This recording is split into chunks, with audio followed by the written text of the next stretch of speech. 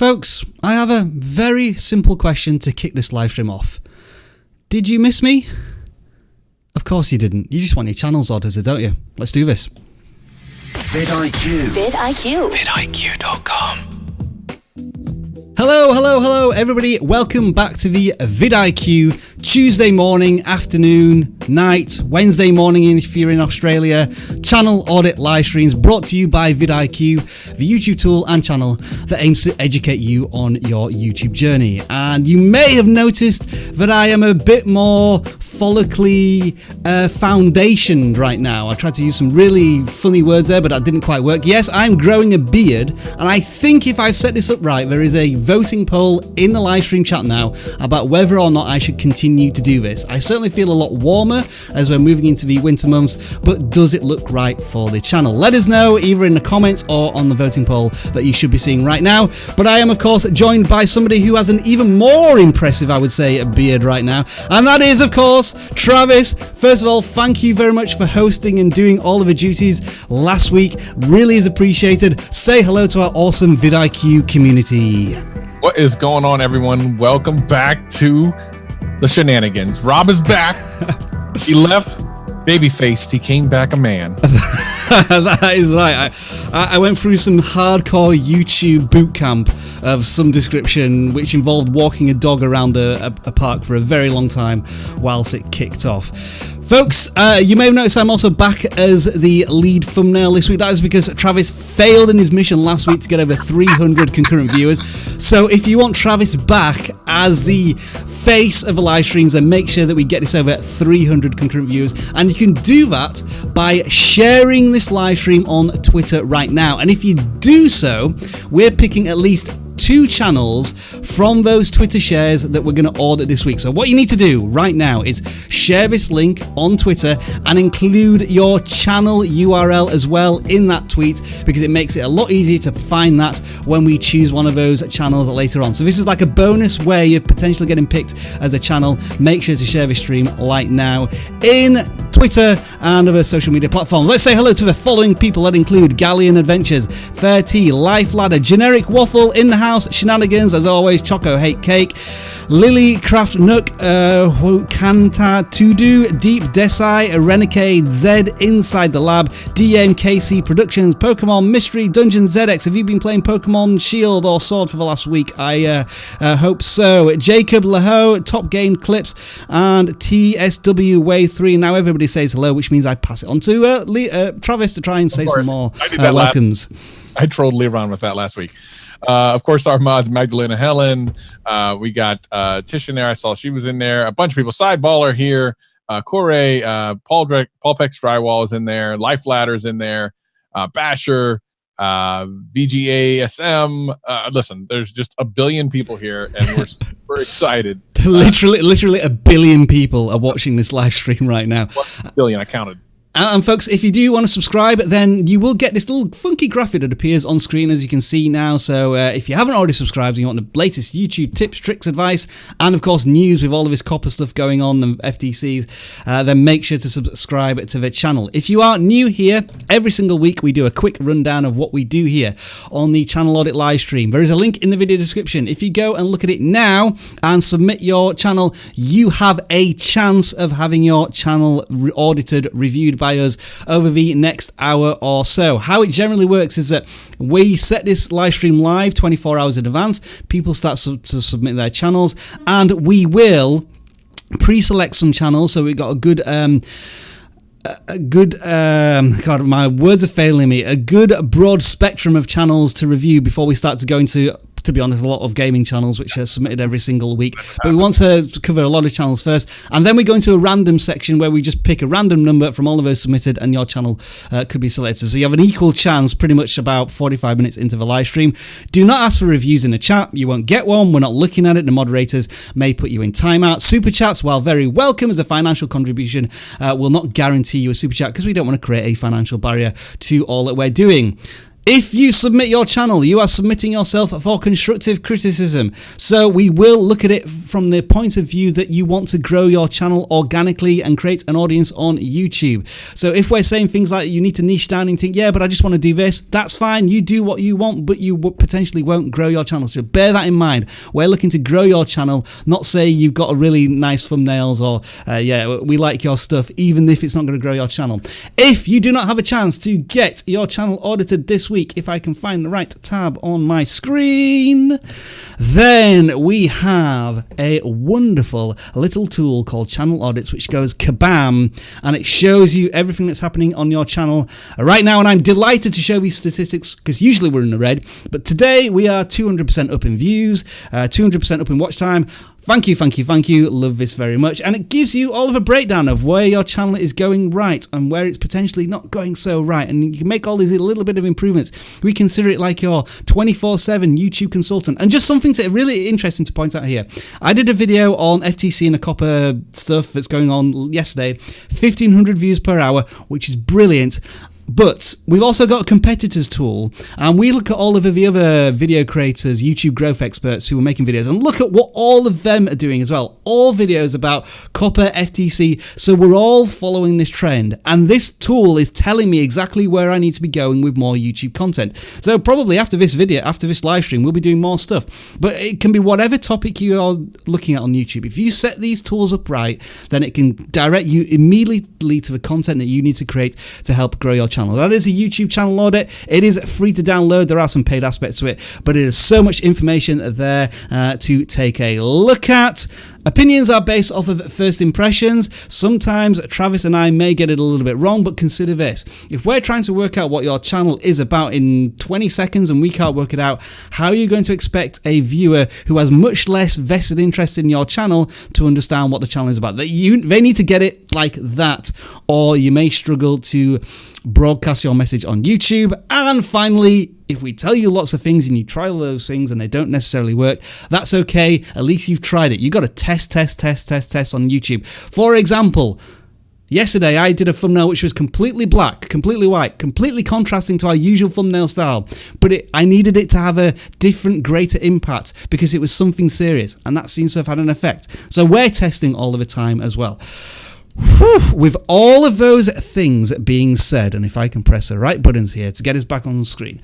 Right, there is one thing we want to talk about just before we audit a channel, and that is we have some awesome intros. Travis, I don't think anybody's ever going to beat this intro that he has here, which looks a little bit like that. You know, you're listening to Travis. But each week I'm asking people to maybe send their submissions in for me. And we've had a couple more submissions this week, and they're fantastic. And if you do that sort of thing, free bribery, as it were, because you're only spending time creating these intros rather than spending money, that may persuade us to audit your channel. And this intro came in this week, which I thought was absolutely fantastic. Let us know what you think, folks. It looks a little bit like this, if I can find it in the right place. This is my new intro today. Ain't that cool? That's absolutely brilliant. So thank you very much to the channel who sent me this. I'm just going to press some buttons now to make sure that Travis can see my screen. Can you see my screen? Yes. I see it. Okay. I saw the Ian Corzine video. I actually watched it earlier because Kappa is the thing. Yeah, we might have to get him on. Later, I'm sure it's the thing right now. We might have to get him on the show, right? Okay, I'm just getting to the right channel. So yes, this is a person who submitted that channel intro, and so we're going to audit his channel right now. And it is, I'm sorry, I'm going to pronounce your name wrong almost definitely here. Let me just get Travis back on screen at the bottom there. It is alias Salkic, I think is your name. You have just over 3,000 subscribers. Congratulations on that. And within 20 seconds, I can get a good understanding of what this channel is about, which is action orientated, maybe specifically about paragliding or being in the air in some fashion. And folks, just look at the thumbnails. Travis and I talk about this often, like simplifying your thumbnails to have greater impact. And each of these, maybe with a bit of text, but there's like one action taking place in each of these. Or it might just be the simple words fail. And like you can look at all of these and they have a great consistency. You know they're all coming from the same video creator. And he's sticking to this niche of paragliding. And look at some of the views here, like 30,000 views, 58,000 views, 4,000 views, 15,000 views. The channel's only got 3,000 subscribers. So pretty much with every single video, they're reaching a much wider audience, which is fantastic. And I'm not sure, generally speaking, what more I would advise content-wise, title-wise, and thumbnail-wise. All of that seems pretty much nailed down. The one things I may potentially ask you to tweak is your channel banner, while good, is weekly videos a good enough value proposition? Maybe you could turn that into something a little more exciting for your audience. Like, why specifically should I be subscribing to you? Is it because you're going to teach me how to hang glide and paraglide? Or is it because of the extreme fantastic photography? Now, I'm just going to quickly click on one of these videos here to show you just how awesome and the time and the effort this person puts into these videos. We don't usually look at the content, but I had to have a quick look at one of these and it's like, that's how this video starts. On top of a mountain using a GoPro. Wow, like spectacular imagery here.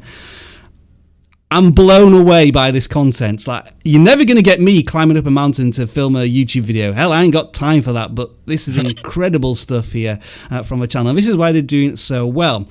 Another recommendation I would just suggest for their channel as well is some of your videos are shorter, and the ones that are under about 2 minutes, like this one here, 30 seconds, this one here, 1 minute 20, this one here, 1 minute 50, those videos don't tend to perform as well. Presumably because YouTube's maybe wanting a bit more watch time from your content, it's not likely to share it as much. But once you go over the 3 minute mark, 5 minute mark, then your videos tend to perform a lot better. So I would try to stick to those longer videos if you can. But other than that, I think this is a fantastic channel that's going to get our confetti award straight away. Thank you very much for the intro as well.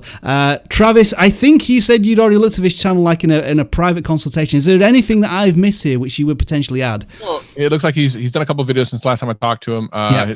Something else are really amazing. Fantastic, yeah. You know, like the kind of speed and kind of the impact they make. Yeah, I think the one thing that you kind of mentioned is if you look at his thumbnail style, like they're all amazing, but you look at his banner and it's kind of muted compared to, like, it's not as interesting. So, and the weekly videos, yeah, I'd definitely be a little bit more clear about what the value proposition is and definitely make it as cool as your thumbnails for sure. And yeah, just the final thing about the thumbnails is, especially with these types of videos where you're trying to sell speed and motion, if you look at how the thumbnails like a little bit blurred or the person's in like a moment of action, that's how you can tell a story of movement in a static image. So definitely a channel worth checking out there for everybody. All right, we're going to now move on to the channels that have submitted this week. And I always try and audit the first channel that is submitted each week. And I think, let me just check which. All right, so you've seen a bit of behind the scenes here. I've got to remember that I added this channel to the ones that we are auditing. And it is, it's the Beats. Yes, it's this one. So I have talked for a hell of a long time here, Travis. So I'm going to let you lead with this one, which is JebJosh, 2,000 subscribers. What do you think we're looking at here? Well, I can't tell by, I see computers and keyboards and it looks like a part of a mic.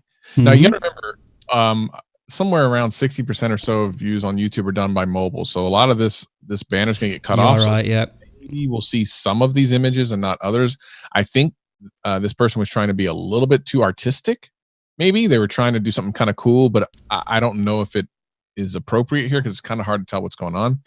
So if we look down at the videos, looks like his music. So yeah, so trap beats and some percussion samples and Afro swing. So how to make Afro swing. Okay, so it's a lot of how to makes, which is cool. So it's an instructional channel. Okay, then it looks like he also is showing off some music and stuff that he's done. But I would say the one thing that is most needed, it's very inconsistent. So you have one that's from a day ago, you have one that's from a week ago, and then one that's from 5 months ago. So I think when you're someone who comes across this channel, let's say, for example, I came across the How to Make the Afro Beats video from yesterday. And I'm like, wow, this is really cool. And I go to your channel and I see, oh, well, it's possible I may not see this guy again for another 5 months. I'm less likely to subscribe. So I get like maybe you had some time off and now you're back into it. But here's my suggestion for most people: if you've been off for a very long time and you're about to make a comeback, rather than just putting one video up and then hoping for the best, you should probably, and this is just my personal opinion, edit at least 3 videos. Have 3 videos ready to go. Release the first one, wait a day and a half, release the second one, wait a day and a half, release the third one. Because when someone then comes back, they'll notice that, yeah, there was a distance, but now you're back in it. You're back in the game, so to speak. So I like to see consistency. Now, of course, it's only been a day. It could be that, he's back in the game, so to speak, which would be great. And if so, that's awesome. Having said that, thumbnails aren't like super awesome to me, especially the more recent ones. There's a lot of text on there, which I understand the purpose of some of them, like how to make beats for Davido versus Kiz Daniel. I get it. It's different than what the title is, which I like to go for, but they're just something kind of lacking about some of these thumbnails. So what I would do is do a real quick search on YouTube. All you got to do is look for whatever beats you're trying to make, do a search, and look at the top 5 or 6 thumbnails. Whatever those things are the ones that are winning, whatever it is, whether it be colors, it's style, some type of kind of theme. Those are the thumbnails that are winning, and you should try to model your thumbnails after those. What I noticed about this channel, Travis, is that when you look at it to begin with, you think it's another music channel. But I think if it is a music channel, which I consider it a music channel, it has a slightly different approach in that instead of just saying to the audience, hey, I've got some music, I want you to listen to it, they're giving something of value to the audience. In other words, they're giving them free beats, like whether those beats you made, or you're telling people how to make a certain type of rhythm or beat, or I am the worst person to talk about music because my favorite music is film scores and that type of thing. So I won't know anything about Afro swing or what's going on here. But it looks as if instead of being a music channel, it is a music tutorial and I say giving music samples away for free. And I think that's a really interesting approach to sharing your music. And it is more likely to, as a small channel, get people to find your content. Because the channel was on a bit of a roll here. Like, for a channel with 2,000 subscribers, we've got views here of 3,500, nearly 10,000 there, 6,000 there, 10,000 there. So you were onto something that was working. And as Travis said, people were really liking your content, but you had to take a break. So make sure you've got all that content ready to go again when you start to release it. And yeah, I think I would agree with you. The text is a little heavy on these thumbnails and there's a lack of consistency. So, but I think there is something here in this channel. You were onto something, but you just weren't able to capitalize on it. Now, if you've got the time, make sure to do that. So we'll move on to the next channel. I've just found my next channel bell as well. So let's move on to what have we got here? BB Tutorials. All right, so I think I picked this channel because first of all, I've just hit 1,000 subscribers. Congratulations to you.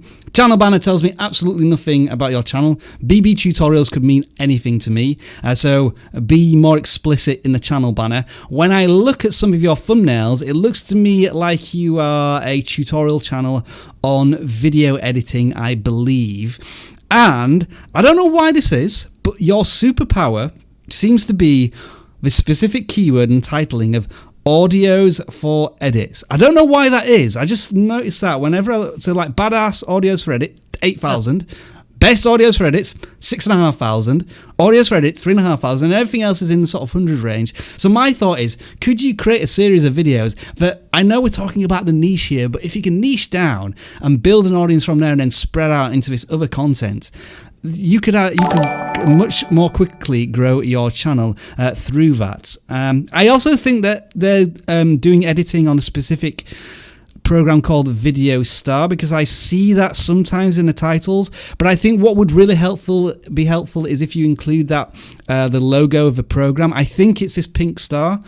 Maybe if you can include that in all of your thumbnails when you are doing tutorials on that, that would help again for your audience.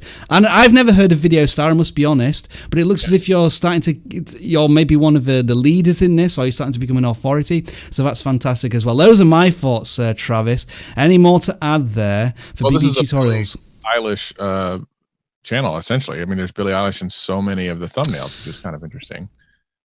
See, I didn't. That's how much musical knowledge I have. I didn't even realize that. Yeah, I don't really understand like what the connection is. So if there's some way of making that clear. Yeah, let's have a look at the about section. You post tutorials every 2 days, but tutorials on what? Yeah. Audio. Why is Billie Eilish key to your content? Yeah, I see where you're coming from there. Like, I'd love to know the connection between that. Certainly, like in your about page, in your banner, but obviously there's a connection in some way. Maybe it's just to get people to click. I mean, maybe that's actually all it is. And if that's the case, apparently it's worked. But it does. There is something interesting about that audio for edits. Yeah, audio. yeah. I don't. What is that? Oh, we're getting some super chats. I'm going to go through the super chats in a second, but let's just look at audio for edits, or was it audios for edits? But there's something here first, like 8,000 subscribers, 200,000 views, 2,000 subscribers, 162,000 views. There is a window of opportunity here for channels, if they're into whatever this is, best audios for edit, to start making videos on this content. I mean, if I was that channel now, I would clear my decks and I would do nothing but that type of content up until Christmas, because you could really capitalize on this area. 3,000 subscribers, 110,000 views in 1 month.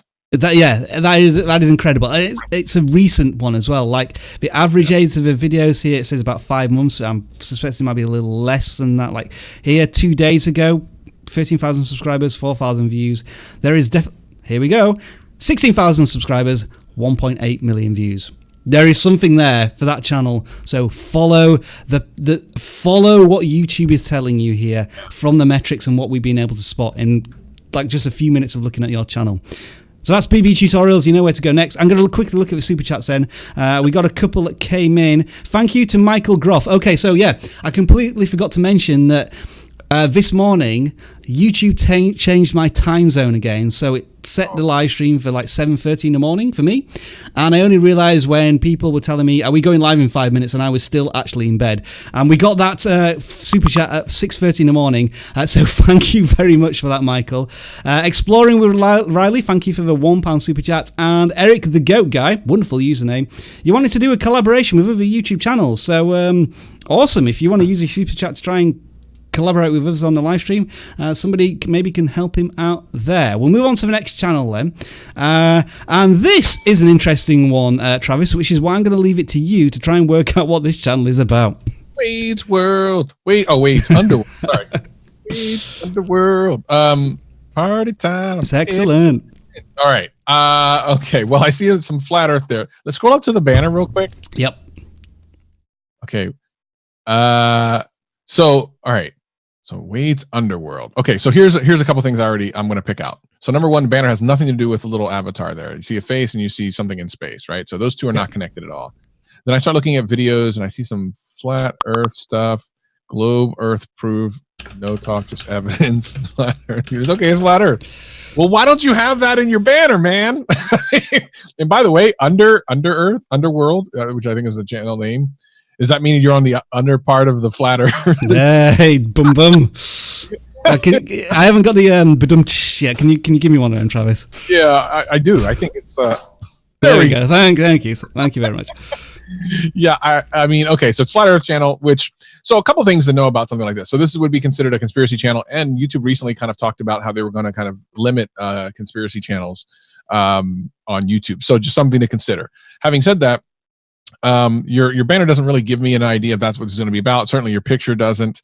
So if that's what your channel is going to be about, and then you also have like a cinematic globe Earth, I'll show you drone POV. So it's a little bit hard to I kind of have an understanding of what's essentially going on, but there's still a lot of questions to be answered. And I think you're not doing yourself any favor when you have kind of a bunch of different things going on at one time. You have your banner, which is very vague. You have your picture, which doesn't do anything for the channel. And then the name of the channel doesn't really give me a great indication of what I should expect. And then the videos, at least those are kind of related to each other. At least most of the last ones are like the flat Earth. Well, it says the Earth isn't flat. I checked, which is great.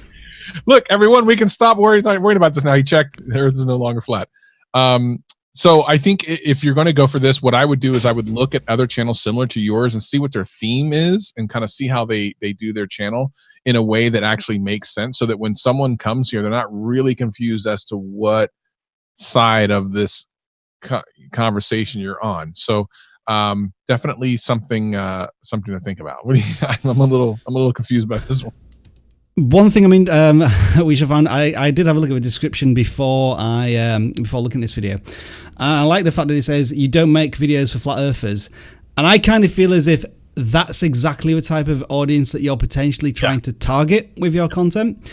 I don't know, it's a bit of a play on words. What's also interesting to me is that you would suspect with something as polarizing as this in certain communities, your videos would have maybe less likes and dislikes, just because you're probably going to have people disagreeing and a lot of people agreeing. Maybe that's because nobody believes that the earth is flat anymore.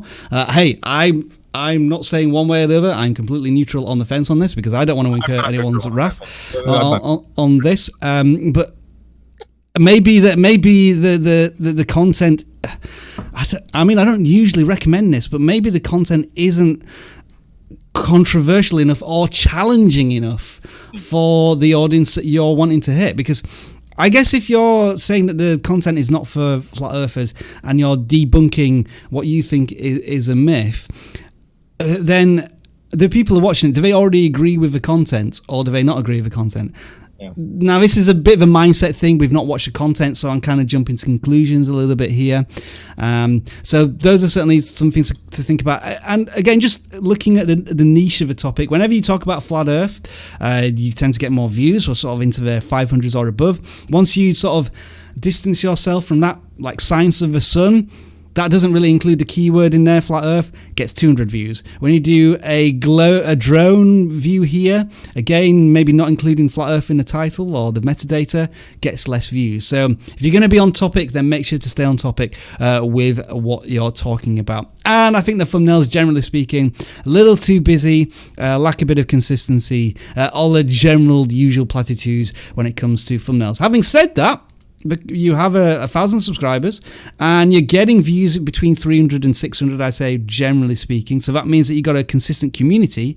Just how can you grow that a little bit more with future videos? All right, we'll move on there before this gets any more controversial. And we're looking at Vovo's ToyBoom. There's probably an obvious reason why I've chosen this channel, and we'll talk about that a little bit in a few minutes. First of all, let's just audit the channel. Travis, what are you thinking here of this one? Kind of looks like a Ryan's toy reviews type of channel. 100%. Yeah. Definitely need a lot of colors, bright colors. I mean, it's nice to have the kid in there, but I think that for the most part, when there's a couple of these pictures where the kid isn't very big, like it should be zoomed in more, like the child is very small in some of these pictures. But you know, the thought behind them is actually not bad. Like there's the pirate one, which is super cool. Coming down the water park is super cool. The fake shark in the pool looks super cool. Like the ideas behind the thumbnails themselves, I think, are good. Yeah, execution is just not there yet, is it? Exactly. Yeah. Learn fruits and vegetables in English. Love it. And I would say probably and the saturation, the colors need to be like super bright and vibrant, because that's what kids are used to. Literally, if you look at all the other kids channels on YouTube, they're super vibrant and super bright. Now, if I was to look at this channel, I guess one question might be, how do you differentiate this channel from other children's vlog channels? I'm not necessarily seeing that, so I think maybe is there a unique selling point that you haven't quite hit on yet? Because it looks as if it's your child visiting different attractions and that type of thing. Is there going to be sort of any niching down? Have you noticed that certain videos are performing better than others? Doesn't look to be yet. I'm just like, is it toys that are really popular, or is it going to Thomas the Tank Engine Museum, that type of thing? Those are sort of little things to keep an eye on to begin with. Sorry, I wasn't supposed to do that bell just then. And how long have you been going here? You've been going for like 3 months, and like, look at these views to begin with, like nearly 1,000 views on some of these, which is brilliant. We've only 60 subscribers, which is where we get to talk a little bit about how this channel may fare in 2020. Yes. I'm not going to lie, it's going to be tough with what's been suggested by YouTube, the changes that are going to be made, the made for kids content, how that's going to impact your channel. You're going to lose a lot of features if you haven't already done so. I think I saw that you still have comments, but those are probably going to go. The fact that when the channel subscribes to you, they don't get a notification that you got new videos. So you may have to and I hate saying this, but I think a lot of channels, kids content channels who know they're targeting a younger demographic, children under the age of 13, and they're just starting out, I think they're going to have to think long and hard about whether YouTube is going to be the viable platform. And I don't know how else to phrase it. I may change my thoughts on this, but it's going to be such a struggle. Right. So Travis, if you got some thoughts, go ahead. I will be gloom and doom about this because I think in the way that things are set now, there is almost no way for a kids channel to grow next year. And I say that because of a couple of things that we're moving. And it has nothing to do with the monetization going away. Like that's just one thing. But bigger than that are all the ways that people find your channel are gone for kids. This is devastating. So for people who don't know about copyright, Rob released a video last night. Make sure you watch it. It's on the vidIQ YouTube channel. You watch it immediately. If you have a channel that in any way has videos for kids that are younger than 13, you need to watch this. Here's the reason why it's going to be so difficult for channels like this. Number one, as Rob said, no notification bell, which is devastating. No community tab, which is very difficult. No stories, which is very difficult. But not searchable, not being able to be saved in watch laters, no discoverability. Like they've basically kneecapped kids channels. It's going to be very interesting. Now, I don't know that it's going to stay this way because that is there's no way for the kids channels on YouTube to survive in any significant way next year. Like none, zero. If you don't have recommendations, if you don't have notifications, you don't have any of that stuff, children's channels are done. Now, do I think it's going to stay that way forever? No, it can't. Yeah. I just don't see how that's going to be the case. But as it is right now, make sure you watch that video. There's so much good information in it. And if you even have a little bit of doubt as to whether your content is meant for kids and you have the ability to go to a lawyer, great. If not, Ian Corzine has a video that came out today. He is a lawyer. But you absolutely need to pay attention to this. This affects almost all of you. And all the gaming channels that we'll see later on, it absolutely affects your channels. The only problem is we don't really know in what way because games aren't always for kids.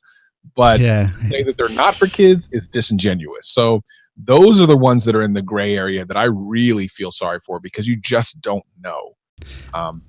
We're at the stage right now where YouTube is saying you need to set these things on your channel, but nobody really knows how that's going to actually affect channels because there's so much of the questions that are running through my head right now are that there are 400 plus hours of content uploaded every single minute. How does YouTube police all of that? Machine learning, well, we've known how that's worked in the past. It's going to affect all sorts of channels who aren't even kids-oriented content. And then how is it enforced, the penalties? Because this is the FTC and COPPA, and I think generally speaking our US entities, again, I might not be quite right with that, but how do they enforce those penalties onto channels on YouTube? It's really confusing. That's why everybody's saying seek legal advice on that. And I'm going to do some more research, and I'm definitely going to do some more videos on it over the coming day, so do check them out. And yeah, thanks for the little plug there. I just did a video on yesterday, but it was just basically telling you the facts, what's happened, but sort of more mindset and opinions I'm going to start looking at very soon. All right, we'll move away from a little bit of a doom and gloom there, and I think we're going to choose our first Twitter selected channel audit now. So hopefully, if this works correctly, if I go to my notifications, what I should see is that I should see lots of people suggesting that they visit the live stream, which they have, which is fantastic. And how we usually do this is I ask Travis to close his eyes, and then I'll just scroll up and down. Okay. And then I will choose one where my mouse hits. So Travis, whenever you're ready, tell me when to stop. I'm going to count down in 3, 2, 1, stop. Okay, that has fallen on Trish Winters, the artist Heaven. I believe this is one of our moderators, completely by luck. So thank you. I hope. Oh, you've just hang on. Have you just sent us a link to our own live stream? See, this is the problem. So where is your channel? This is why it's really important to include your channel URL. Or else I'll have trouble trying to find your channel. I think I've found it now. Is this the one? I think it is. Here we go. HFS, the artist Heaven. I don't think we've audited your channel before. I think we did a long time ago. But Tish is really cool, and I know she's done a lot of hard work. All right, let's take a look at the channel. So I think what we were probably talking about before is that we were looking at the thumbnails and thinking, well, maybe you need to be a bit more visual with your thumbnails because it's this acrylic pouring type of stuff. You had all of these purple hearts in your titles as well, and it looks as if you tweaked that a little bit, and now we're just with these last thumbnails that we've been seeing in the last few days especially, it's all about the art. So I guess the question to you folks is, which thumbnails would you prefer? Ones would have a bit of text and maybe the action of pouring the acrylic paint in there, or just these pure colors at the top here? Let us know in the comments. The channel is still just over 100 subscribers. Even the view counts are sort of in the 20s and the 30s right now, so not quite got the traction there. I don't know. Have we given the right advice here, Travis, or is this channel niche-wise? I think we did this last time, and I think we should do it again. We should in search look for acrylic pour and see what else other people are doing, and see niche pouring. Okay, let's have a look. See, so these are very dynamic thumbnails. I mean, they're just wow. Like, those are amazing thumbnails. So I think this is Tish, this is the way that you're going to want to go. If you look at these, are really spectacular stuff. I know you can do it. You're very talented, so this isn't without something that you can't do. But if you look at these, like, just the satisfying nature of the visuals here, I think is exactly what you need. Also, another thing is you might want to look at the satisfying thing, the incredibly satisfying tag that we start putting in some of your titles, and you might get some of the people that are into kind of the satisfying video stuff that people see, because I know your pours and stuff are really cool looking. The end result, I love the dirty cup pour using Dutch satin. It looks like water. Now here's the thing though. I think the problem with that is the thumbnail looks pretty colourful and intriguing, but as a complete layman to this area, the title doesn't match the thumbnail. Like, how could we better describe this thumbnail? Travis, are you all right? You're looking well distracted. Holy monkey, Nate! Oh my gosh, I might have to do an evacuation. My dog just let one fly, and it is like, we got a puppy situation. It's not mine for once. Whoa! Wow! I'm gonna have to light a match, but the whole place might turn on fire. Now, see, folks, this is why under 13s can't watch this live stream. It's because we have stuff like this going on. Have you recovered? I try, but what did I feed him? Oh Lord! Okay, yes. So back to this. Right. So yeah, this thumbnail here. So I think this could be described in a different way, I think. Like, I don't know, like it kind of has like an aqua wave pattern, or like, I feel as if the title could be described in a different way, which makes it more appealing to somebody like me, rather than using Dutch boy satin enamel. Because is that a color? Is that a type of pouring liquid? I don't know. Yeah. And so I don't know. I might be wrong about this, but I just feel as if.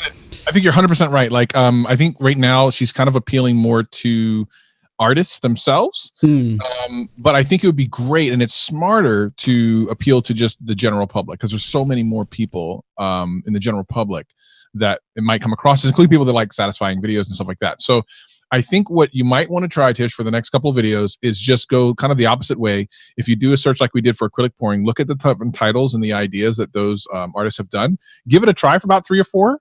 And then see what happens. I mean, like I said, you're at the point where you're small enough to do a lot of testing, and I think it's really appropriate to do so and see if it makes a difference. If it does, great. If not, you're only out 3 videos, no big deal. You're artists, so you'll do a lot more. Yeah, and I'm not necessarily saying remove acrylic pouring or like the root keyword. But for example, this thumbnail here looks to me like a city skyscraper skyline. That one here is almost like a black hole, a blue black hole, and maybe something a little bit more descriptive in the titles may just be a little more intriguing and engaging for the audience. So thank you as always for moderating the Artist Heaven. We do appreciate that. And that's how you get your channel picked from Twitter. And I'm going to be picking one more later on in our channel audits. So we'll move on now to where are we? Okay, let's have a look at this channel. What have we got here? Mumbo Jumbo has nearly 5 million subscribers. Folks, it doesn't matter the size of your channel. If you submit it, you have a potential of being chosen for auditing. Now, why are we going to pick a channel that has nearly 5 million subscribers? Well, because it's an opportunity to see what a channel is doing right. Travis, do you want to lead with this one, or shall I tackle it? All right, you lead. I do have some thoughts, but go ahead. So Mumbo submitted this channel, which I was really surprised by, because at first I didn't recognize him until I watched one of the videos, and I thought, wait, I've actually seen several of Mumbo Jumbo's videos. If you are into Minecraft at all, you have undoubtedly come across one of Mumbo Jumbo's videos. So thanks for submitting your channel. The question is, I know, and a lot of people are going to say, well, 500 million subscribers, why would they submit their channel? Because here's the thing. I deal with channels at all different subscriber sizes, including bigger than 5 million subscribers. And the reality is, we're all human. We all want to get better, and we all have places where we can do something better. Also, us as smaller creators, we can look at this and go, okay, well, what is a bigger creator really doing to maybe get to the next level? So one thing I always talk about, like arrows, if used correctly, can be really cool. So if you look at this one, the honey block prison doors are crazy on the right-hand side. It says me for scale. So he's pointing at himself, which is great, and shows how much bigger this thing is that he's going to try to show you and how crazy it is size-wise. Now, this is something you can do in any kind of niche. It doesn't have to be Minecraft. It can be anything. So for me, things like this work. And if you look at the views, obviously it works really well. Now, the question is, what kind of things could he maybe do better? Well, I do notice that in comparison to other Minecraft channels, it appears that his thumbnails are a little bit undersaturated. Now, that could be to try to stand out more. However, it was so striking that when I came to this channel, I didn't recognize it at first. I had to watch one of his videos to realize who it was. So for me, I would love to see a much more saturated thumbnail strategy. Also, I would love to see a little bit less, like he uses I love how he uses very little tiling in the thumbnails, and I talk about this all the time. But I've mentioned this a million times. The episode thing, I would love for you to get away from that. Now, I want to do a counter argument of this, actually, because, and I may be wrong about this, so you are absolutely right. Usually with a smaller channel, we would say don't use episode numbers, because it means that there's an expectation that the viewer needs to be invested in your channel in some way and already know what's going on. I think when a channel is established to this point, I actually think that episode numbers can help, because people are already invested in your content, but they might want to particularly watch this episode, which seems to be Hermitcraft 6. Those are all of the episode numbers. So immediately when you see if you already know the video creator and you see that episode number, it's like, oh, it's this, and I'm well into this already. I'm definitely going to watch this. Now, I may be wrong about this, but I feel as if it's when you get to a point of you've built up this huge audience and you're going to take them on a journey wherever you want, having episode numbers may help establish the more popular content. Now, that was just a counter argument to what I would usually say. I think you're right to a certain degree. For example, the guy I'm watching right now playing Death Stranding, not Markiplier, but Jacksepticeye, is doing that with his videos, and I like that I know which episode I'm on. However, it ends at like 15. Once you're up to 120, I think the diminishing returns are there. Like, up to about 15 or 20, especially if it's an episodic thing like what PewDiePie did, it makes sense. Like, okay, I need to know where I am in this story. But at 112, what's the difference between 112 and 87? Like, what? I mean, episode 100, there might be something to it, but what, you know what I mean? And 123, like, so I think there just becomes a point where there's diminishing returns. Having said that, do what works. The guy is absolutely succeeding. Has some incredible videos. I've watched some of these and they're mind-blowing. Like I watched the Fastest Way to Travel one. I actually watched that about a month and a half ago. Fantastic video. And just the way he does it, so entertaining. And he has an accent, which always helps. I would just add that I think there's some nice subtleties here, that you always have the logo in the top right hand corner, and in most of them, I think some of the older videos you don't necessarily have it in there. And yeah, to create consistency, you mostly use yellow text and a yellow arrow pointing at something, so that creates a bit of brand consistency. If I was going to give you some advice, which you are doing very poorly at right now, it's your community tab. You've posted twice in the last 6 months. maybe it's worth experimenting with the community tab, whether it's somewhere you can do little GIFs and like tell people what's coming up next, or again canvas your audience to see where you should go next. Like, have you done a poll? Doesn't look as if you've done a poll in the past. So like, oh, you've done one here, and so that was over a year ago. You would get, I would say, maybe hundreds of thousands of votes in a future one if you wanted to use that. And I always argue that community tab takes 5 minutes to do, and it could have You know what would be also kind of cool? Like he could also tell people about. I mean, he's at a really big platform, which is awesome. It would be awesome for him to show other channels that he likes to watch in his community tab, just for the. And to always be in people's minds that you're still around is a good thing. It's another touch point for your channel. But Mumbo has a great channel.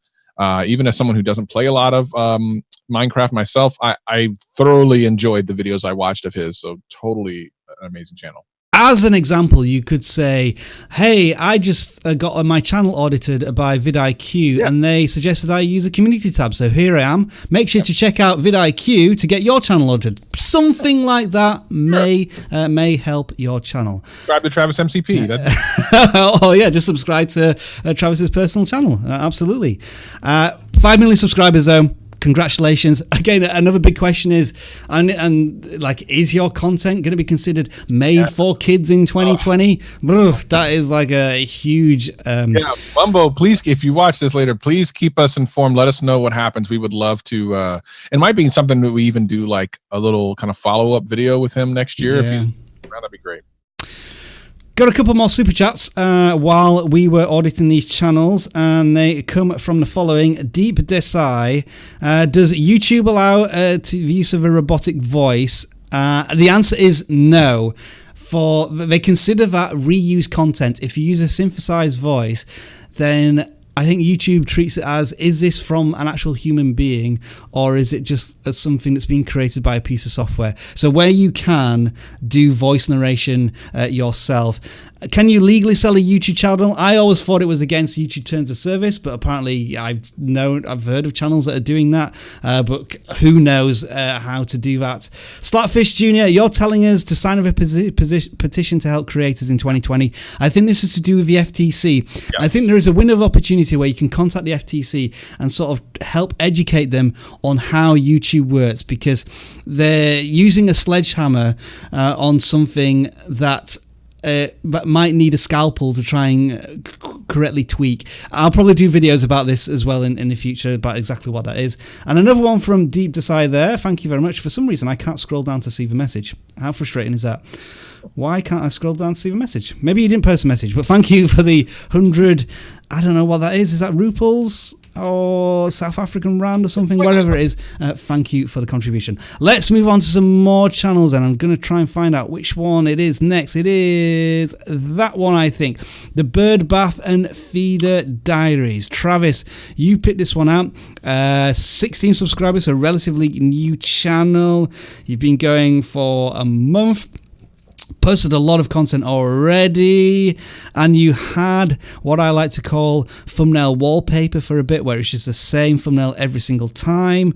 Live streams of bird watching, potentially, with some of these at 5-6 hours.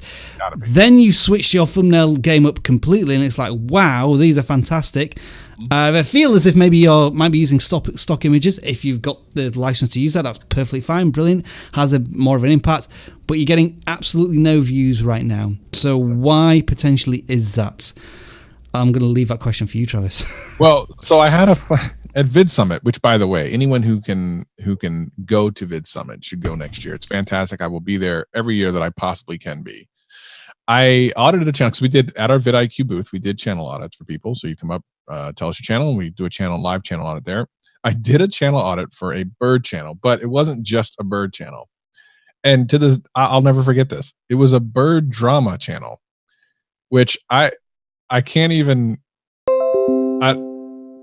Yeah. So anyway, was it about parrots? I might have. No, I think it was about pigeons. It was okay. And I had her explain it to me. I had no idea what was going on. But anyway, I do have experience with bird channels now. So I did a bird drama channel. And so here's the thing. These last 4 thumbnails are fantastic. Absolutely. Well, I should say, okay, let me be clear. 2 of the 4 are awesome. Yes. 2 of them are okay, but all of them are better than what you'd been previously doing. And let's be real clear about this. Like, every step forward is a good step forward. Now the question is, should you unlist those old live streams? Personally, I would.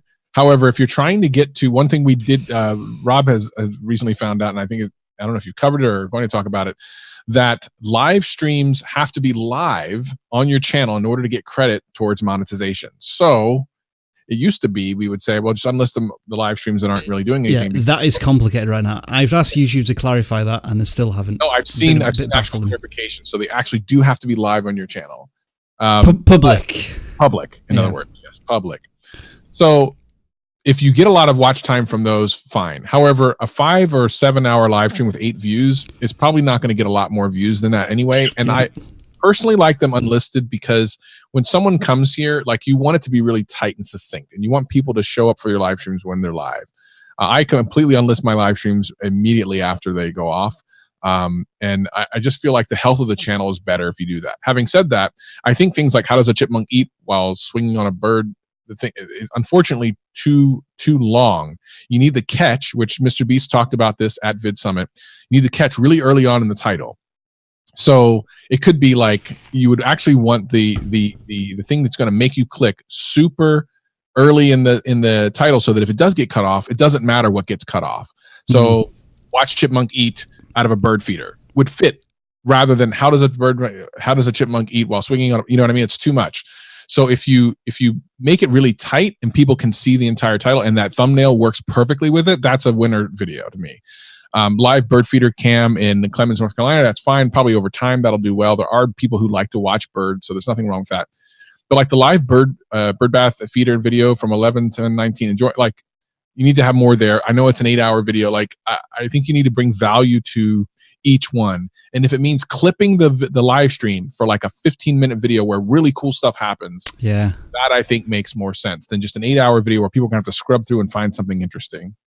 Yeah, I agree with that. I think it's really hard to just start a channel with live streams of this length and expect people to come and watch them. I am intrigued. I just want to click on this chipmunk one and see what's happening, because I want to know if there is actual any added value, or is it just a live stream. I wonder if somebody's sort of like commentating on this or not. So we're just going to have a very quick look at this video as an example. Is it just a clipped bit? Okay, so I think so this is just maybe a highlights. I don't think there's anybody talking other than, I mean, actually the camera quality there is pretty good for a live stream. I think that's fine. But it may be that you need to add maybe some text on screen, like a bit of educational stuff perhaps, or some voiceover to give the video a bit more oomph and impact. Because I mean, I would be watching this now and think, okay, I'm done with this. I've seen the chipmunk swinging on the plate. I don't need to watch 13 minutes of it. So I think that's another thing that is going to be the challenge for this type of content. It may be that Twitch or a live streaming dedicated platform may be more suited to this type of content. I think for YouTube, there has to be an intent for the viewer to get what they want in as quick a time as possible, and I'm not sure that these videos are necessarily doing that. But it is always a tough one with this type of content. Right, thank you for your channel submission then, the Birdbath Diaries, and we'll move on to the next one, which is Lurgs. 9,500 subscribers for this channel. You notice that banner? But that's kind of funny, by the way. What movie is it? Because it has is it Breaking Point? That's where I think it's coming from. Anyway, I'm getting distracted. All right, so how-tos helping you save money. And time. You see the clock there? You know, I always saying save time and money. That's what Travis always encourages people to do. So how do we save time and money? Well, we do it by removing a dispenser drawer from a washing machine, but then we also have iPhone telephone numbers format incorrect after iOS update. So we've got some iOS stuff there. We've got vacuum cleaner filters, Blu-ray, lip sync audio. So there's a lot of so I think it looks as if 60, maybe 50% of your channel is to do with washing machines, followed by 5% of maybe, I don't know. I think you need to, Lurgs, you need to make a decision about what your channel, who your focus is here. Because with 10,000 subscribers and views of less than 100, you're not capturing the audience that you have with the videos. And what are we thinking, Travis? I'm just going to you're 100% thoughts while I'm looking through bits what's of the channel. What's the most popular? Yeah. Wow. So 1.5 million views. That's probably where you got most of your subscribers from. And Thermos Flask, and then some iTunes, Vespa, and washing machine. So it seems to me that this channel had a really good opportunity, at least at one point, it's 2 years on, to be a Windows support channel. It had a really good opportunity to do that. I think that time has passed. The subscribers came from that channel are very likely not around anymore. At the very least, a lot of them are probably gone. So then you look at some of the other stuff, which have nothing to do with like Windows specifically. And you kind of a little bit all over the place. You got some car stuff, you have some computer stuff, you have some toilet stuff. I think today is National Toilet Day. It's World Toilet Day. It is. Hashtag. Thank you for the update there, Travis. Yes. And Vespa stuff. So you have a little bit of everything, which the problem is it's hard to know what I'm going to get if I subscribe to this channel. I literally don't know what tomorrow's video will be. This feels like a channel that in the past, because you got 5 million views, where your strategy was, I'm just going to make a video on whatever I want, which I think a audience, not necessarily mine, but a audience would get an answer to. And that has worked in the past. But I think through the nature of how YouTube works, where it's trying to find an audience and give that audience the content they want, YouTube now probably can't determine whether your channel is as Travis said, a Windows support channel, or a vacuum cleaning fixing channel, or a washing machine channel. I think the creator here probably needs to step back and say, okay, what I'm doing right now, like I've made 30 videos in the last month and not a single one of them has got over 1,000 views, I would say. Many of them have got less than 100 views. And I know that some of the chances are some of these videos in 6 months' time will pop and they may get like a few thousand views or 10,000 views. And your strategy is that you just put the video out there and you're waiting for YouTube to pick up on it. And that's fine, but it must be a soul-destroying experience to make these videos every single day and not get any initial feedback and momentum from them. Yeah. And subscribers don't necessarily equal views. Again, almost 10,000 subscribers, a couple of videos there with like 30 views. Just, it definitely can be kind of difficult. I'm sure that's why I submitted his channel. So I think in a lot of ways, you got to understand what lately has worked and then double down on that. This channel is kind of old enough that the stuff that maybe had brought in a lot of those subscribers initially, it's probably too late to kind of get a hold of some of those subscribers anymore, because I'm assuming they haven't watched a lot of the videos. But you need to find out what's working now and then just continue to do that and not shotgun so much. It's a tricky one. It is a tricky one. But yeah, now in 2019, the strategy doesn't seem to be working. And I think also, what I would also say is that you've been using the same thumbnail strategy for what looks to be years now, with this kind of thinking pose, outline, white background type of thing. And I think maybe, you see, because this is interesting, like when you'd hit something here on a Citroen Berlingo, and cars of a certain type, you had like a little bit of a run going there, which was really promising, and then it kind of tailed off. So you were a bit more car focused 9-10 months ago, and the channel was doing quite well. You were starting to pick up some traction there. But then you moved away from cars and went to washing machines. Yeah, so here's some more car stuff. So I would think, generally speaking, when you do car tutorials, you tend to perform better, or have been in the past. Why did you diverge away from there? It's a tricky one. I think it's almost like there's 10 channels, 10 channels rolled into one. It would almost start all over again. You know, ironically, we have seen multiple channels started this year that have more subscribers than this channel. Just this year, even. Yeah, I mean, we've seen it. So sometimes, and I'm not saying start a new channel because Lurgs isn't going to work, but you might be surprised that sometimes your channel is kind of in a state of disarray so much that it's almost just better to start over with kind of a really laser focus.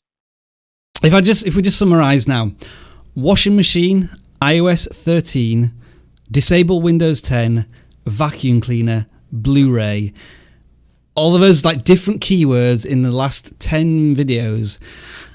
How am I supposed to work out whether I want to invest my subscription in you, and how is YouTube supposed to work out when your video is first released, who is that content necessarily for? And I think that's a challenge for you moving forward. Okay, let's move on then to Tech Tracker. I think, Travis, you picked out this one as well. Over 150 subscribers now. Looks as if we've got a channel that is talking about a bit of YouTube stuff, a bit of coding. What are we thinking back in here? the same situation now. Yeah. They're doing like a branded thumbnail, which I don't think is specifically spectacular. It looks, I don't know, kind of familiar-ish in a way, dare I say. Does it look branded in a certain... Anyone in the chat, does this look familiar to you in any way? If so, let us know in the chat. Regardless, I mean, there's no copyright on the color. But I wonder, first of all, there's not a lot of these videos. The last video was 7 months ago, so maybe we don't... This one. But at the end of the day, I think a lot of the same things we said about the last channel apply to this one, where, you know, graphic designer and then 5G and PewDiePie, like they're just all over the place. And I wouldn't know what I would get from subscribing. One thing I do know, that if I subscribe today, I'm probably not going to get a video tomorrow. That is true. Yeah. Tech channel, tech to broad, internet, graphic designer, custom thumbnails, 5G, PewDiePie versus T-Series, creating the videos using PowerPoint. Far too broader topics, so niche down. And as you say, Travis, they've not made a video for 7 months, so we'll move on to somebody who's made some more recent content, which is Awesome Flyer. 93 subscribers. Awesome Flyer, subscribe. Why should I subscribe? I picked this channel for a specific reason, because I literally did an audit with someone, I think last week. Okay. Had a channel that was essentially similar to this, very similar. So I've since done, you know, a little bit of research in this. And hey, first of all, let's look at the banner. It's not excellent, and so it's cut off. So we don't want your channel banner to be cut off at the top. Also, you can't read the text in the little avatar in the left-hand side. Having said that, we have a general idea that it's a flight sim channel, and this is exactly the type of channel that I audited last week. And the interesting thing about that channel was there is a real opportunity in the flight simulator world, believe it or not. Rob, that I've discovered this. Oh, I believe it. I believe it. There is a real big opportunity coming up in 2020 with Microsoft's Flight Simulator 2020, which, by the way, if you've seen pictures or video of it, are breathtaking. So what I would suggest for any channel that's doing like flight simulator stuff, which is essentially what this channel is doing, is to become very quickly the Microsoft Flight Simulator 2020 channel. The amount of views, as a matter of fact, can you pull that up, Microsoft Flight Simulator 2020? The amount of views that some channels are getting right now, and the game isn't out until next year. Look at that! Like I typed in Microsoft, and it's the autocomplete. That tells you a lot. The fact that you can type Microsoft and that comes up says a lot. The graphics on this game look like an actual airplane. And if you look at some of these channels, I mean, these are the really big ones, but if you look at some of the channels a little bit further down, you'll notice that there's some 9,000 subscriber channel with, you just went past it, 9,000 subscriber channel. Where do you go? This one here. That one. With 17,000 views in 2 days. So the interest, and if you look at our graph in the top right-hand corner, our vidIQ search volume, you can see that it is super high, and the competition is starting to go up, but it's still low enough to get in here. If you are a flight simulator channel, I beg you, please look at the videos in some of these. This is what the game looks like. If you think people that aren't interested in that are just kind of a little bit interested in planes aren't going to. I'm playing this game, and I don't play flight simulators. Look at that interest. So yeah, it's starting to peak again. Yeah, this is a great opportunity. So the game will come out next year. Now, what do? The game's not out yet. Well, a lot of these people, there's a lot of footage out there. Some of the trailers have dropped recently. You can talk about the trailers. You can talk about what type of things you'll see in them. You can talk about the planes that are in them. You can play the last version, and then look at that. That's awesome. What's going on there? Like this, like, you know what I mean? So you can play the last version of Microsoft Simulator, and while playing it, talk about the new one and how much better it's going to be. You would be surprised. You'll get people so interested that they'll watch that content. And when the 2020 version comes out, now you are the subject matter expert on it, and everyone's coming to you. The cool thing is you have enough time to build up that backlog of content right now. You can start today. And by the time that game comes out, you could be in a much better place. Just my opinion. Boom. What I will also say is don't include Real Flight Simulator in your thumbnails. No point. And don't take pictures at night because we can't see any of the planes. You saw some of the examples of the thumbnails that were on the search page. Nice detailed shots of the planes will improve you there. So yeah, I think that's a fantastic idea. You've got the perfect opportunity. Microsoft Flight Simulators 2020 coming out. Start to become a leader in that space now. All right, I think that is all of the channels we have from the list that was pre-selected, which now means let's pick another.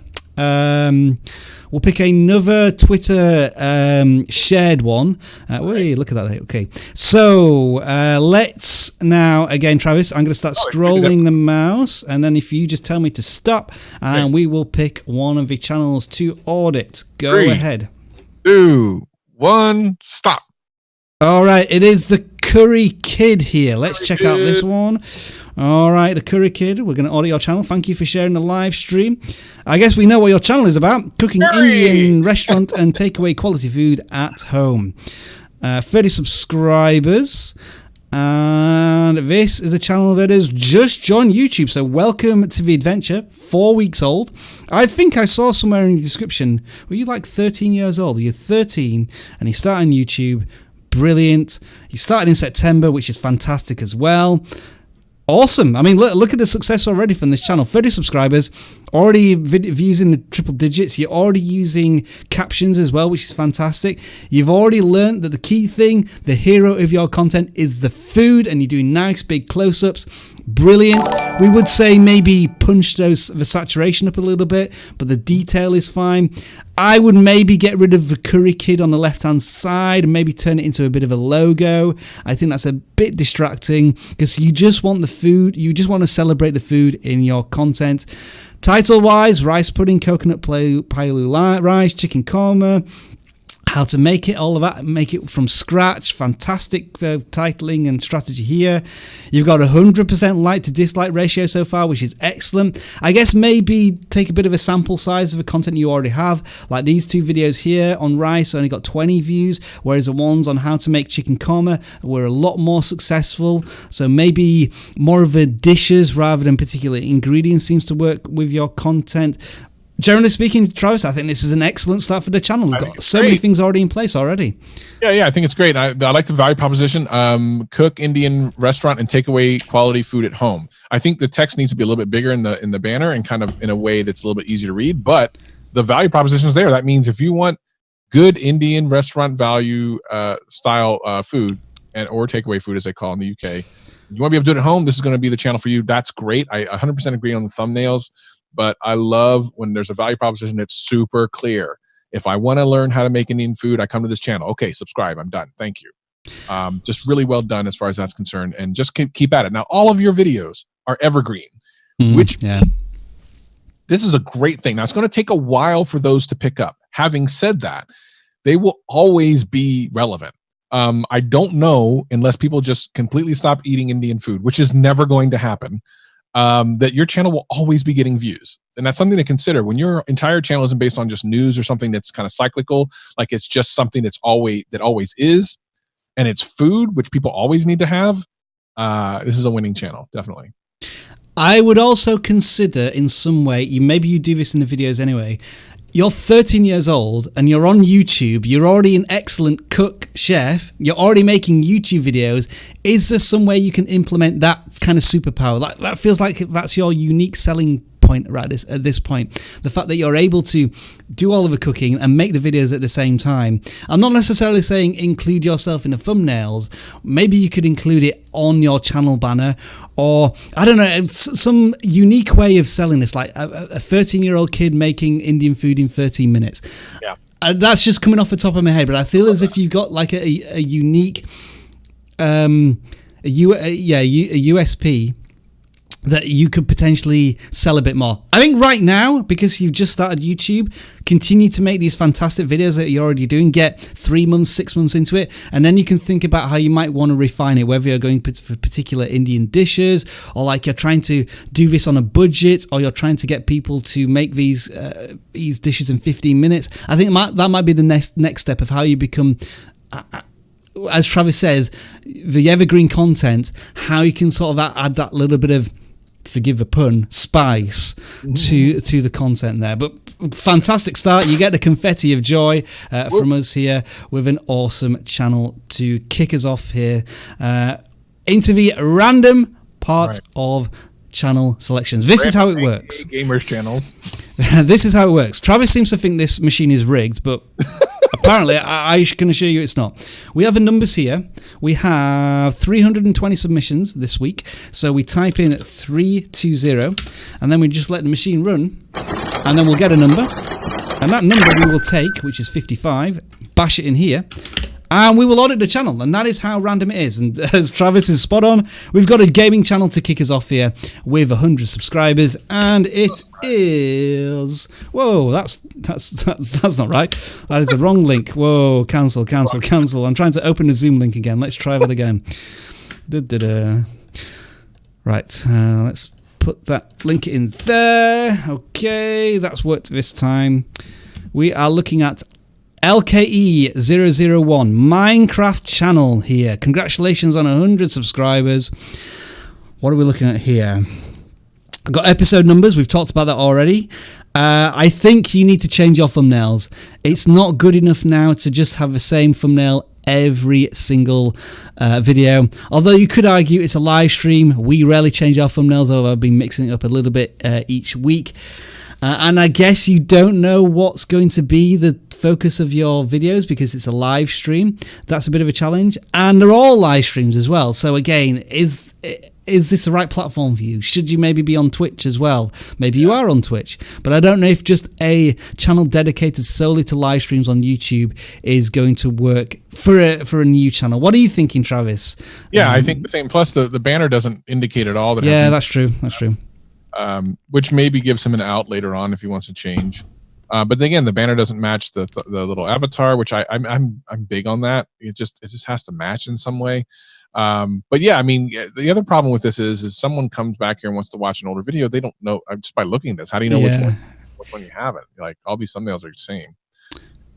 Just something to consider. I mean, this is a tiny sample size of one, but just look at when you change the thumbnail. You got 150 views versus 35 views. Is that because, there's suddenly something different on this channel and I want to watch it? I don't know, I might be wrong with that. Or also, it's not a live stream. So those are true. Oh, it's not a live stream. Yeah, sorry. I didn't even notice that. Good point. So that definitely helps. Yeah, so maybe you want to experiment with maybe one on-demand video versus one live stream. I think eventually you're gonna be drifting towards more video on demand, certainly on YouTube. But thumbnails, live stream strategy. We know your channel's about Minecraft, which is absolutely fine. You've already got the niche nailed down, so do keep up with that. Let's run the machine again and see what we get. 175 this time. I've also noticed we've got a few more super chats, so we'll try and tackle them soon. This is a film versus animation video channel, I believe. Let's have a look. Okay, what have we got now? I'm going to try and pronounce this. Azil Menzu Kan Yakuza. Channel of 1,000 subscribers. What is it about? I guess it's in a foreign language, so that's going to hamper us a little bit. So this is what I will say when we try and look at foreign language channels is that The thumbnail should be able to tell a story and gives an idea of what the channel's about in whatever language it is. This looks to be, from my perspective, maybe like a vlog channel potentially, or a storytelling drama channel, because I'm looking at this one, which kind of looks a bit epic, as if there was some sort of conflict or violence going on. Whereas this one, I don't know if that's maybe a music video. Looking at the channel size with 1,000 subscribers, you're getting views which are astronomical in some of these. Yeah, well, that also another thing. So 4 days, 5. So a couple of these are really high in views over the course of a couple of days, and the ones to the left and right of it are lower, which makes it maybe they promoted these ones in the middle. Yeah, potentially so. Yeah, so sorry, go on. Maybe not. But at the end of the day, we're guessing what type of content this is. We can't really tell by, of course, maybe if we could read it, maybe we would know. I mean, it may be a music channel. But for a song that's a minute long, like, yeah, I don't know. So yeah, unfortunately, we can't translate it. So I think what we would suggest is that visually, can you communicate a little bit better what your content is about? And that, depending on the nature of the content, that might be a real struggle. Your videos are doing really well, but is it because you're promoting them? I'm not quite sure. And I guess the consistency, like if I would look at this channel, who is the hero of this channel? Because there seems to be like a different face on every single thumbnail.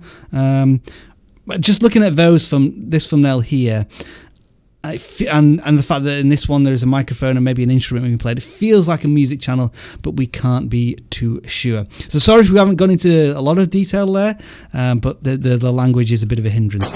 So we'll move on to channel number 7. Oh, this is low down the list. Have we already audited this channel potentially? I don't think so. Oh yes, we have. Vova ToyBoom. So we've already audited that channel. So let's pick another one right up into 250 now.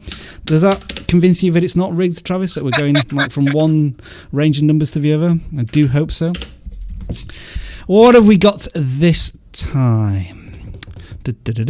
Oh, is it another foreign language channel? We're really challenging ourselves here. Now, I would guess, just from the channel banner, that this is maybe astrology of some kind, or horoscopes, or zoology, potentially. Fortunately, we can translate, so we'll translate in a second. What are we just thinking with the language barrier, first of all, Travis, of a channel? There's so much text. There is. It's busy, isn't it? Very busy. Speech versus free speech. I almost feel like there's something going on in a specific country that she's covering.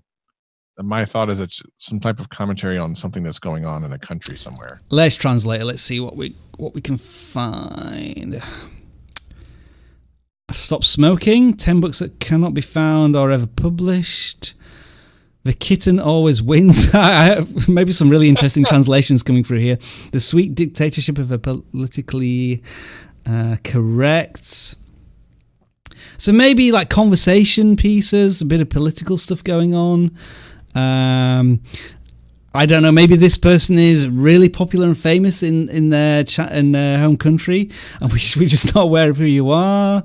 So, all right, here we go then. So we think this is where you're probably going to have to think about your channel. I don't know if Leron or Travis made this point really well, but if you ask a person what their channel's about and they say the word "and," then the channel's about too many things. It's about news and current events and politics and books and people and stories. That's too much. You need to choose one of these, niche down on it, and become the expert on that particular topic. Otherwise, we get to a point where people visiting your channel are just not entirely sure what it's about. And I think this is reflected by the spiky views, some with 300 views, others with 1,000 views. I would be going after those types of videos that seem to be bringing in more than 1,000 views. And yes, as Travis, as you said, busy, text isn't needed, simplify that type of thing. And I'm not sure the channel, including the channel banner in your thumbnail, really is required either. Maybe a simple logo. Any more to add there, Travis? I think you're 100% right. Definitely just need to focus on one thing. That we can't tell how many subscribers they have either. So that's I don't know why the subscriber count's broken. Maybe if I subscribe, will it tell us? Nope. All right, I'm unsubscribing. Sorry, I was trying to get the number from you. Whoops, sorry. Yeah, have you hidden your subscriber count? I don't know. All right, I'm going to choose another one. And Travis, I'm going to let you lead with this one because I think you dodged a bullet there. I think you let me cover that one. All right, this channel is apparently about quilling. I think I know what quilling is potentially. All right, a bit of a crafting type channel. All right, 150 subscribers. What are we looking at here? All right. Let me look at that banner again. Let me take a look at that banner. Yeah. That's kind of cool. It kind of gives me an indication visually of what's going on. It doesn't give me like kind of more information, which I think when you're starting out, it's better to give more information in the banner. And then as you get like bigger and people kind of know who you are, you can kind of just make it more of an artistic thing. But I would love to know what type of quilling am I going to learn it? Or are you just going to show me like that sort of thing? It'd be really helpful. Yeah. Going down to the videos though, some pretty good thumbnails. The quilling duck, it looks like it's it either needs to be zoomed in because it almost appears to be cut off, like the spacing on it's a little bit weird. But I like the imagery. The smiling heart emojis are really cool. There's some cool visual stuff going on. Yeah, I agree. And I think like that's the thing that's going to pull people in. Now, can we do a real quick search for quilling on YouTube and look at what the thumbnails are comparison? Yes, I can. I'm hoping it's not going to bring up Quill from... Now, see, these are more in line with what I kind of expected to see. Yeah. Really close up. Some colorful stuff. That's kind of in between this one. Some of them are a bit meh, but I think the top two certainly are like your go-to thumbnails to say, this is what they should look like. You want to be in the top of these search, and some of these are like kind of spread out and stuff, but you can kind of see what is winning currently for quilling. So you should look at your thumbnails and see if you can put your own spin on that. And I think you kind of have. I think you're pretty close to that, especially with this latest one, the Quilling Snowflake Christmas ornament. First of all, you're timely. You're maybe a little early. I know some people are getting triggered about Christmas too early. So having said that, I like it. I think it's good to get it out there early, give it a little bit of traction before the Christmas stuff starts hitting. That one might take off for you later this year. I like. Wait a minute, did that quilling flower one, did that show up in the search we just looked at a minute ago? That actually looks, did we just see that? Which one are we looking at? Oh, go back to the quilling search results. Did I just see that? Scroll down a little bit. I thought I saw it down here. I thought I actually saw a ranking. Maybe it's just me. All right. Well, maybe it's just me. Regardless, I think that if you are teaching people how to do this, then be very clear about it in your titling and all that sort of thing. And if you can do a before and after, those always win. I agree. Yeah, a bit like this one at the top. I would also note as well is that each of your videos are relatively short for crafty type videos, like 6 minutes or less. A lot of these are around about 3 minutes. So my question to you would be, is it worth experimenting with longer videos to see if that helps with the watch time and increases discoverability, or selling the fact that you can show people how to make a simple quilling birthday cake in less than 3 minutes? I think there's value to be had there in like telling, because as Travis has said, people want to know how to save time or money or earn more money or learn a craft, and I think that you've got something there. And yeah, 150 subscribers, and look at these. Some of these videos are turning into evergreen content, which is fantastic as well. What we'll also say is you've got big gaps, like you had a big 6-month gap. You're back into it for the last couple of weeks. That one did really well, so you've still got an audience. So I think whenever you make content, you seem to do really well. So try and make more content as well. And so Quilling Star, I think you've got real potential there. Thank you for submitting your channel. Let's pick another one. We're at 292 this time. All right. We got a sports channel here. Supreme Highlights. All right. I'm not going to jump to conclusions, although I am, but is this a channel where you're just repurposing other people's content? If it is, Spaghetti-O. I love the thumbnails. They look fantastic. Very good. Now, we can't get previews from here. So, do I... All right, I'm gonna click on one just to look at five seconds because I'm interested to find out. Okay, yeah. Looks as if you are taking potential and you're just putting filters over it so that it kind of masks the effect. Okay, so I think you need to be careful with your channel. have you got permission from the NFL to publish any of this content? And the reason I ask that is if any of these videos blow up and they do well on YouTube, you will get dinged almost immediately for copyright infringement. Thumbnails are fantastic. There may be an argument from yourself, well, this is, I'm mashing up highlights, so this is fair use. If you want to go down that route, that's absolutely fine. It's not us you will need to argue with. It's the copyright holders and potentially the courts and whatever if you're going down that route. Thumbnail-wise, though, absolutely fantastic. I mean, if easy your thumbnails, your Photoshop game is really well done. I'm just not sure if this potentially has a future as a channel just because of, I mean, YouTube are really clamping down on kids' content. Copyright is something that they're always clamping down on. I'm just a little worried for this channel. What do you reckon, Travis? Yeah, it's a tough one to know. The NFL is pretty strict about their copyright, rightfully so. I mean, it looks cool, and obviously you're getting views out there, which means people are enjoying it. The question is, will it last? We don't know. Here's the thing with something like this. It could be here today and literally tomorrow could get shut down by a combination of the NFL and NBA. If they both if one wanted to strike you twice and the other wanted to strike you once, then your channel's gone. Yeah, I don't think we can add any more to that, unfortunately. So we'll move on to the next channel, which is 222, and I think I need to add a few more numbers to the machine to make sure that we're picking up everyone for the next time we run the machine. And we are now looking at, where are we? An hour and a half in. Portix. All right, this looks like another art channel. The thumbnails, at first glance, look phenomenal. Yep. Absolutely fantastic. Travis, you've talked a little bit about making thumbnails have saturation and pop, and I think most of these do. I think sometimes when you're in the thumbnails yourself, you maybe look a little dark or... All right, look. I just picked up on something. Oh, this guy is awesome with his titling. He has great titling. Let's stop right here and let's go.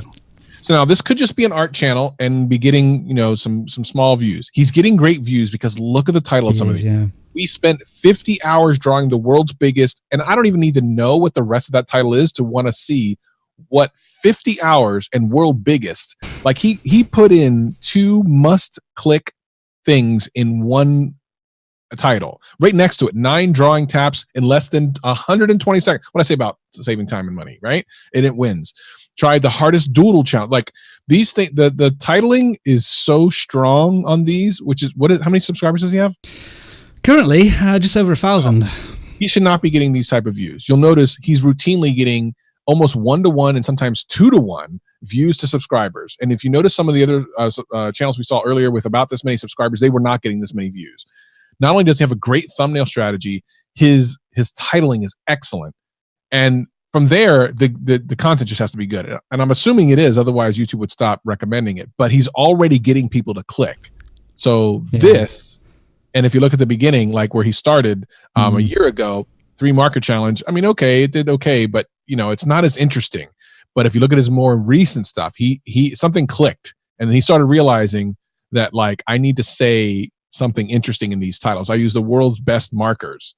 What are the world's best? What do you mean the world's best? What is that? I traveled 1,700 kilometers to make a mural. Whoa, what?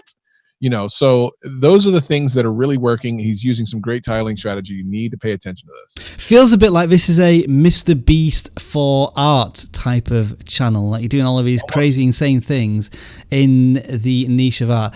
It feels to me as well like this channel is prime now. All it needs is one of these videos to pop on Reddit or Twitter or another social media platform that bring lots of people back into your channel, and you're going to start to grow at an exponential rate. I think there's fantastic stuff going on here. As you say, Travis, I think the thumbnails stop you from swiping, and then the titles give you like a shock, not shock value, but wow, impact value. And I think sometimes this creator is trying something that's very challenging, but they're thinking about a potential audience rather than the YouTube algorithm. For example, how many people are searching for hardest doodle challenge or doodle? Potentially not many. So he's trying to appeal directly to the person scrolling through a feed. And that is something that I've always resisted and wrestled against. So I always think, man, I need to get all of these keywords in there and make sure that the metadata's there. And sometimes I wish I could just say to hell with all of the metadata and have a title such as "You need to do this" or this could potentially change everything. And I still haven't been able to do that in titles, but this video creator is taking on that challenge. And yeah, I think confetti time. I think this channel, hopefully, if it gets one video to pop, could be in the tens of thousands of subscribers come this time next year. All right, I'm going to change the number up a little bit now. We've got 352 submissions, and we'll try and audit a couple more channels. 32352. Okay, what number are we going to get next? It is 197 here. It is cool, isn't it, sometimes, Travis, when we're just randomly picking channels and we get value like that, which I think all creators can get something from. Typical gamer here with 1,400 subscribers. You've been trying to do the Mr. Beast live stream tree planting thing a couple of times, and you haven't really got it to take off. I think this is so the problem I'm going to say with this channel is that yes, it is good to try and jump onto trends when they occur, but the trend has to relate to your core topic, which is looks like gaming, potentially Modern Combat 5. I mean, how you maybe could have merged these two ideas is that you could have gone around a game trying to that'd be the completely opposite idea. Make trees in Minecraft, or like protect trees in Modern Combat 5. I know that sounds really daft, but I'm trying to think of unique ideas of how you can merge the two topics. So yeah, Modern Combat. You've done some versus live streams as well, so you've been trying to tackle with that, and I'm not sure if it's working too well.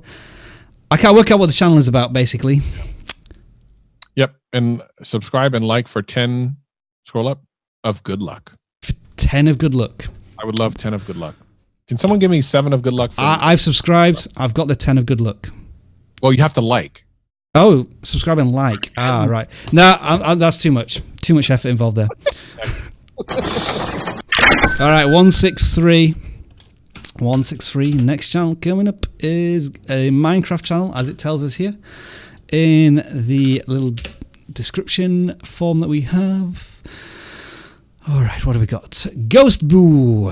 Over 5,000 subscribers. And I upload videos. And you upload videos. Awesome. And yeah, you're a younger YouTuber, which is brilliant to see that you've had some success. My guess is, considering the number of views that you're getting on your videos right now, is you had one or two videos that were really successful and got you lots of views. So yeah, I would say all of these look to be Roblox type of content, which did really well.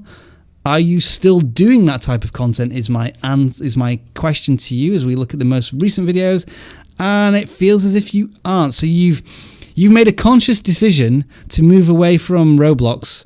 You're doing a bit of Minecraft stuff. It's not working quite as well. So maybe you have to think from an audience point of view, that's why they subscribe to you. Maybe you need to go back to that content a little bit. I think the thumbnails are fairly effective, relatively simple, which is good to see. Especially, I mean, I know when I was first creating thumbnails and I was a younger video creator, I would just try and make them as big and complicated as possible. But you've already got into that mindset of simple works better on YouTube, so fantastic to see that. Are you noticing anything, Travis? Just as I scroll through. A lot of all over the place stuff in it. You know, he obviously had some videos that worked well, and a thumbnail strategy worked well. Yeah. Kind of go away from that. You should expect to not do as well currently, which is kind of what's going on. It's not like he's completely out of the box as far as views go. I mean, sometimes something works, like the Minecraft with too many mods thing worked pretty good. And then the top 10 Roblox games, I mean, that obviously worked really well. Yeah. I mean, perhaps listicles of more Roblox stuff, like the top 10 weapons or the top 10 characters or the top 10 items to buy. That's kind of where you could have doubled down and linked up more of your content there. I like to see that you're also experimenting. Like you tried a couple of videos where you put yourself in a thumbnail. Maybe you decided that didn't work, so you moved on. But I think that's fine. Testing is always a good thing. But generally speaking, yeah, niching down, going back to the content that was working well for your channel. Like 5,000 subscribers. To get 5,000 subscribers is a magnificent achievement. You just need to remember that those subscribers are wanting a certain thing from your channel, and maybe they're not getting that as much anymore. Don't forget to check the super chat before we start to wrap up. Okay, let's have a look at some super chats. Actually, I'm going to do one more channel here, which is going to be 57. And then, yeah, you are right. We have some super chats that probably need addressing. What do we got there? And this channel is another gaming channel, Risk Forever. We've seen quite a few channels here which have got over 1,000 subscribers, which is good. And I know exactly what this channel is about within 5 to 10 seconds. So this is brilliant stuff from a viewer perspective. It's about the game of Risk. It is maybe strategies, the best way to play it. You've niched down. And because of the consistency, 1,200 subscribers, but look at the views. 500, 800, 600, 800, 700, 700. People know what to expect. And every time they come back to their channel, they get exactly what they need, which is brilliant. It looks as if you're trying to establish yourself as the thought leader, the ambassador of this game, which is brilliant. Thumbnail wise, what do you reckon here, Travis? I kind of like the thumbnails, but I'm thinking at the same time, do you need all of this text in there? Maybe it's just better to, because they are changing up the thumbnail with a new character every time, but then this text is a bit distracting, I think. Well, so it's interesting because sometimes he's using it to do context, which I like. So really doing nothing, most bizarre victory ever. Like I think the way that works together is excellent. Like he's contextually talking about the most bizarre victory by saying I won literally doing nothing. Now I have to click that. If I'm into Risk, I have to watch that. So that I think that's done well. It's hard to say. Like it seems to be working for him. So I would hesitate to change too much because again, like every niche's thumbnails are completely different. If you do a search for Risk game, I wonder what other people's thumbnails would look like. However, regardless of what they look like, this is working. And if it wasn't, you know, I might have something to say, but I mean, he's averaging almost 1-to-1. Yeah, I was just going to sort by most popular to see if there's anything specifically that works well. And it looks as if when you have like a continent or a country strategy and a how to beat, those tend to, or how to win, those look to be the more popular titling strategies for your videos. And I would also be thinking at this point, like again, listicles, like the 10 top countries to be on Risk, 10 worst countries, 10 things you should do in your first 5 moves, that type of thing. Yep. I think there's more ideas for there. But like I mean, we've not seen a single Risk channel ever before on YouTube. How many are there on YouTube? You're probably like one of maybe a handful, and because of that, your channel is doing really well. All right, I'm going to start playing some music, which means that we are moving towards the end of this live stream, but we're going to look at some of the super chats that came in. There was quite a few here. Thank you for them. All right, Deep Desai, looks like he sent in the question here. How do I keep running multiple live streams at once? Any recommendations for a server service I can rent? I'm sorry, the name escapes me for. No, that's a software. I can't remember what virtual private server we use to run our Team Trees server. It's relatively inexpensive, but the name escapes me. I think you would just have to have multiple servers, each running a version of Streamlabs in order to keep that server running. That's generally how we are doing it. But yeah, I'm sorry, just the name escapes in. Again, Mr. T123, I don't know why I can't see your super chat if there is a question there. But thank you for the £5. Did you see it at all, Travis? I'm just trying to find it. I have no idea. Yeah, sorry, it looks as if the old version of YouTube isn't working properly with super chat, so we can't tell you exactly what the question was there, so we do apologise for that. Anyway, I think we got through 30 channels there at least this week. Thank you as always for submitting your channels. If you didn't get your channel selected this week, submit it again next week and you may be randomly selected. We had, how many did we have submission wise this week? We had 368, so we got through about 10% of those, and that's generally how it works each week. Travis has been doing this for 6 months. I've been doing this with Jeremy before for 2 years. We've audited thousands of channels at this point, and each week we always see something new, and it's great to see that.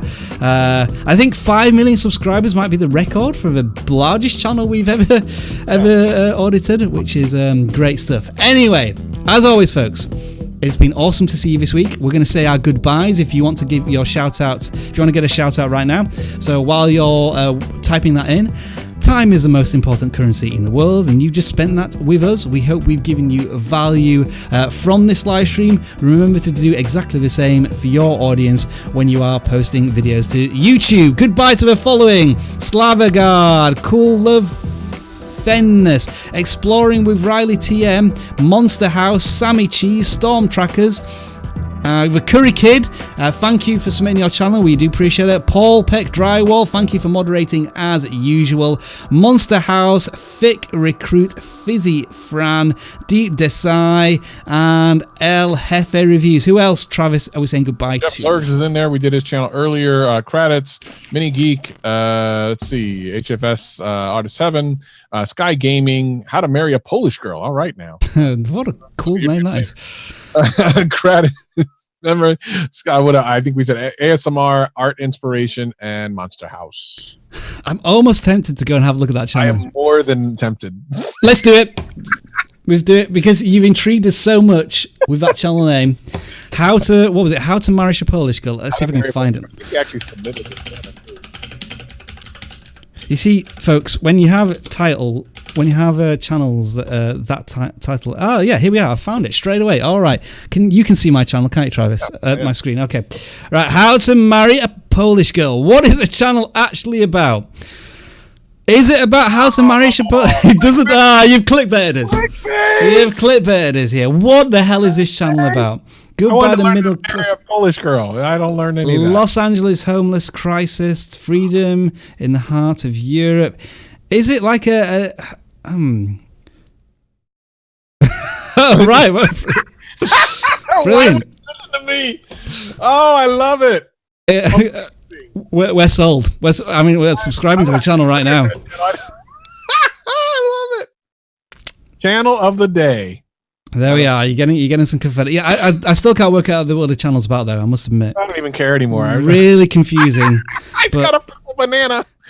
I'm in, man. This is my new channel. I'm watching this one. All right then. So you're gonna get a lot of watch time from Travis in the next couple of hours, folks. As always, it's been an honor and a privilege. We're going to start waving awkwardly now as we say goodbye for another week. Interestingly, next week, I have no idea how we're going to do the live stream because I've got a letter from my power supply company who are cutting our power off next week for 6 hours between the live streams. So I don't know if Travis is going to host it and I'm going to try and jump in from somewhere else. But it's going to be exciting as usual. And as always, enjoy the rest of your